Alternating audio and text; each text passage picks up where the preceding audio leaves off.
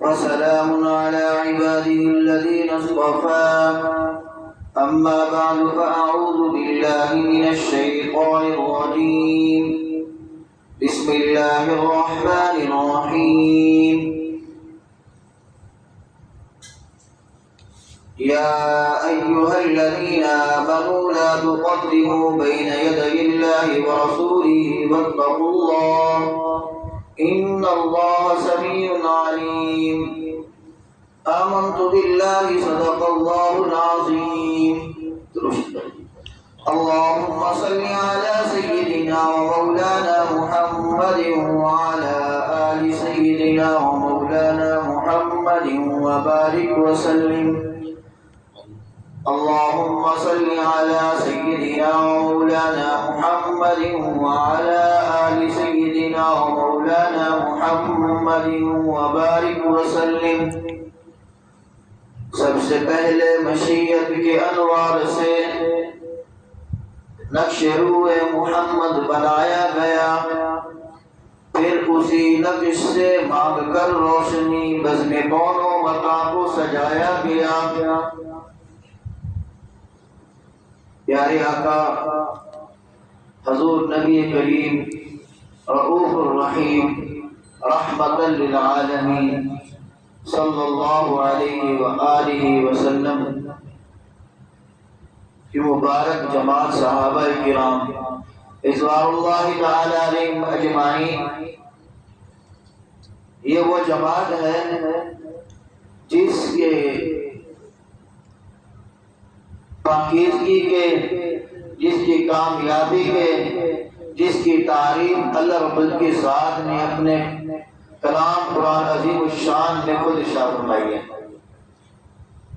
سب سے بڑا سرٹیفکیٹ تو اللہ نے یہ دیا ہے کہ رضی اللہ عنہ ورضوا عنہ۔ قرآن عظیم الشان میں یہ ایک جگہ نہیں آیا، 6 جگہ ہے۔ قرآن عظیم الشان شروع ہو رہا ہے الذین یؤمنون بالغیب، وہ لوگ جو ایمان لاتے ہیں۔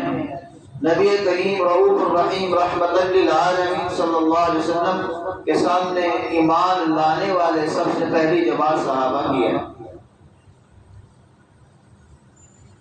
قائم کرنے والے نماز کو پہلے صحابہ ہیں، اللہ کے راستے میں خرچ کرنے والے پہلے صحابہ ہیں۔ قرآن نے ان کو اولئک هم المفلحون، یہی وہ لوگ ہیں جو کامیاب ہیں۔ اولئک هم الفائزون، اولئک هم الراشدون، اولئک هم المتقون۔ مختلف سرٹیفکیٹ مختلف موقعوں پر اللہ نے ان کو عطا فرمائے ہیں۔ اور اس سے بڑھ کر اور کیا ہے؟ اللہ کہتا ہے اولئک الذین امتحن اللہ قلوبہم للتقوی، اللہ کہتا ہے میں ممتحن بنا ہوں، میں نے ان سے اپنی صحابہ نبی علیہ السلام کے شاگردوں سے امتحان لیا ہے۔ کوئی بھی استاد اپنے شاگردوں کی تیاری کرواتا ہے، پھر ممتحن کو بلاتا ہے کہ اس کا امتحان لو۔ پڑھانے والی ذات محمد الرسول اللہ صلی اللہ علیہ وآلہ وسلم کی مبارک ذات ہے، اور پڑھنے والے جو شاگرد ہیں وہ صحابہ کرام ہیں۔ نبی علیہ السلام نے جن کو پڑھایا ہے دنیا کا کوئی شخص ان کا امتحان لے ہی نہیں سکتا، کیونکہ کائنات میں، پوری کائنات میں اللہ رب العزت کی ذات کے بعد اگر کوئی بڑی ہستی ہے، محبوب ہستی ہے، وہ محمد الرسول اللہ صلی اللہ علیہ وسلم کی ہستی ہے۔ اس مبارک ہستی نے جن شاگردوں کو پڑھایا، اللہ تعالیٰ قرآن عظیم الشان میں سورۃ الحجرات میں ارشاد فرماتے ہیں اولئک الذین امتحن اللہ قلوبہم للتقوی، میں نے امتحان لیا، ان کے دلوں کو چیک کیا۔ قلوبہم للتقوی، میں نے صحابہ کا پیپر چیک کیا، دلوں کا چیک کیا۔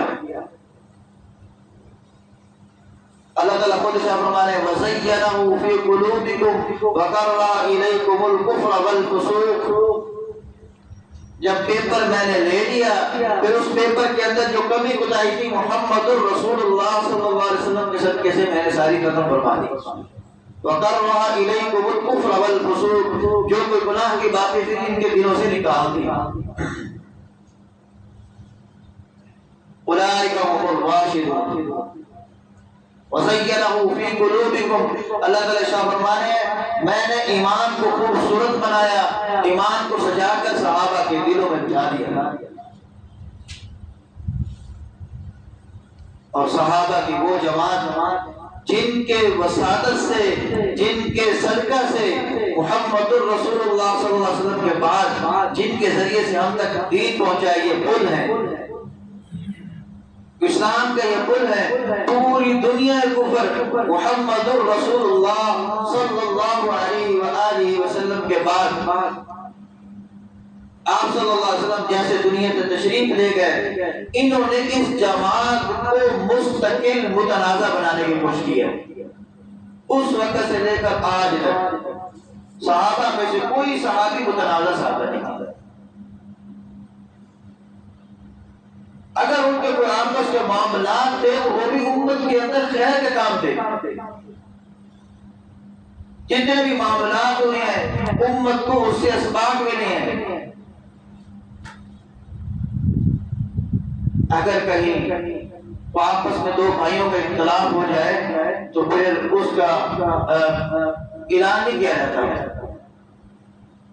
وہ بھائی کے آپس میں قرآن کہہ رہا ہے رحماء محمد الرسول اللہ والذین معه اشداء علی الکفار. محمد صلی اللہ علیہ وسلم اللہ کے رسول ہیں جو ان کے ساتھ ان کے دوست ہیں، والذین آمنوا والذین معه جو ان کے ساتھ ہیں، اشداء علی الکفار کافروں پر بہت سخت ہیں. رحماء بینہم اور آپس میں نرم دل ہیں. تراہم رکعان سجدًا یبتغون، اللہ تعالیٰ فرمایا ہے تو دیکھے گا سجدوں کے اثرات ان کے چہروں پر واضح نظر آتے ہیں.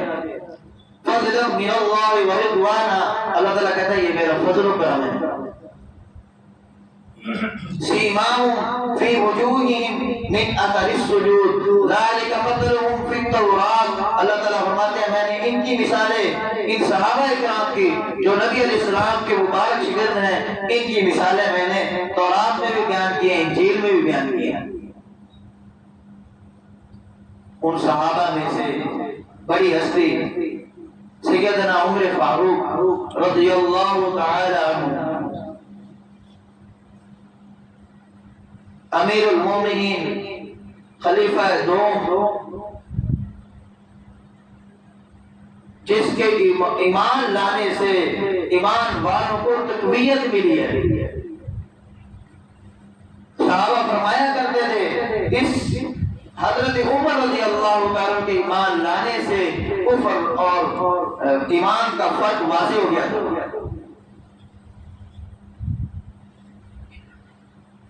اللہ رب العزت نے اس ذات کو اسلام میں داخل کرنے کے لیے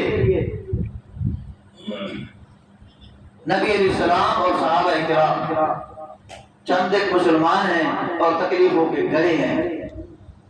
کبھی بلال کو کسیٹا جا رہا ہے، کبھی خباب کے جسم پر انگاروں پر اس کو لٹایا جا رہا ہے، کبھی زنیرہ کے سر پر لوہے کی سلاخوں سے داغا جا رہا ہے، کبھی سمیہ کو شہادت کے لیے جو ہے جان دینے کے لیے شہید کیا جا رہا ہے.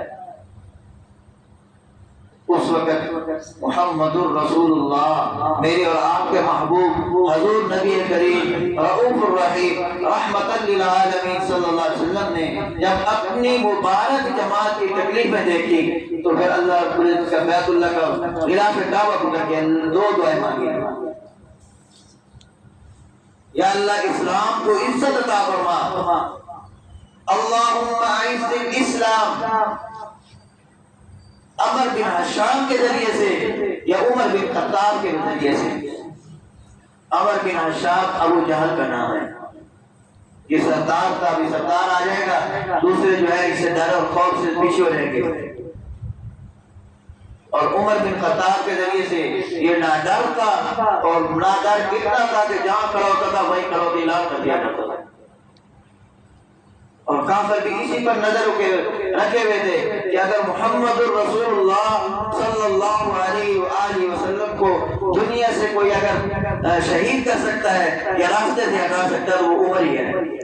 ادھر میٹنگ لگی ہوئی ہے، ادھر دعا چل رہی ہے.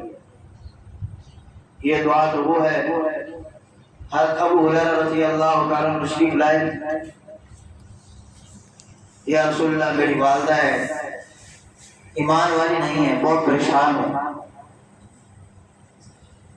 وہ آپ کے بارے میں بات کرتی ہے، تکلیف ہوتی ہے۔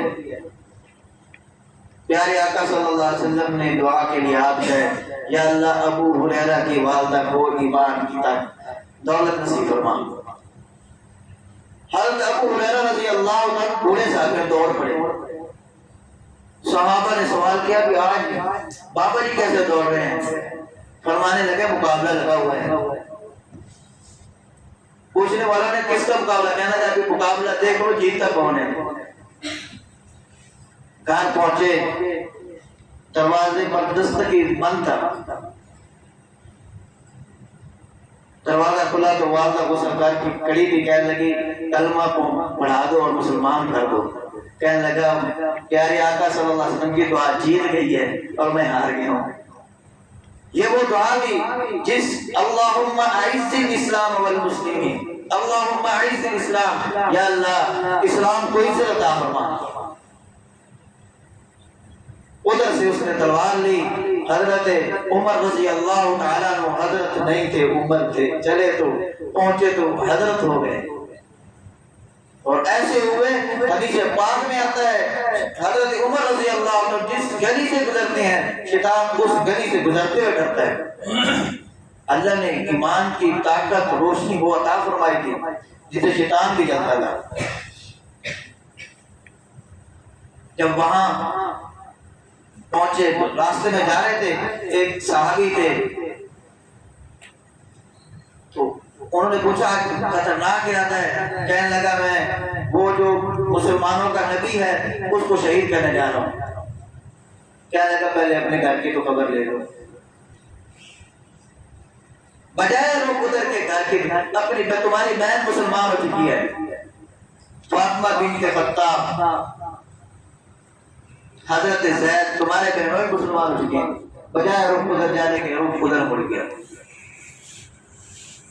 باہر پہنچے دروازے پر تو اندر بیٹھے ان کو صحابی رسول حضرت خباب قرآن عظیم الشان کی آیاتیں سکھا رہے تھے۔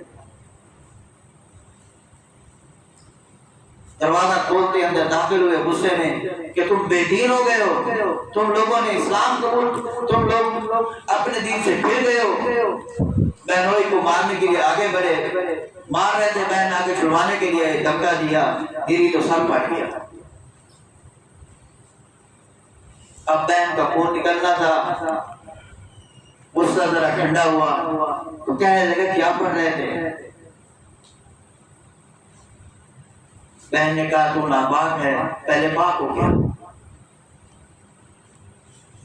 یہ پاک ہو گیا ہے۔ بہن پر ایک سورت تو آتی آیا ہے، قرآن وہی ہے، ہماری زبانیں بدلی ہیں،